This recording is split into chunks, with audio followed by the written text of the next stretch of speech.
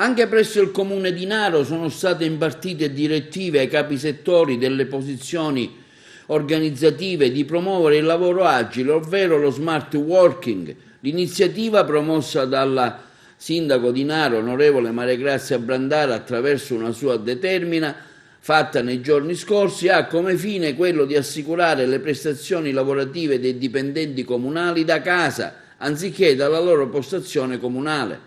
E intanto dal famoso cantante Piero Barone arriva un videomessaggio per i compaesani naresi in questo momento di grande preoccupazione, un suo appello a restare a casa. Cari compaesani, sto facendo questo breve video perché credo che molti di voi non stiano prendendo sul serio la gravità del coronavirus.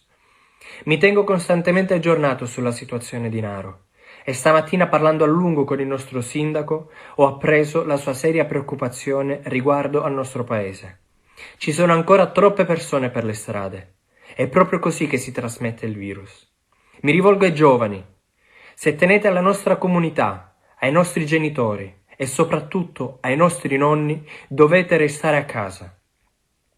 Nonostante non ci siano ancora casi a Naro, ciò non significa che il contagio è scongiurato. E se il Covid dovesse raggiungere la nostra comunità, purtroppo le nostre strutture sanitarie non avrebbero i mezzi per rispondere prontamente. Ve lo chiedo col cuore, restate a casa. Restate a casa. Grazie.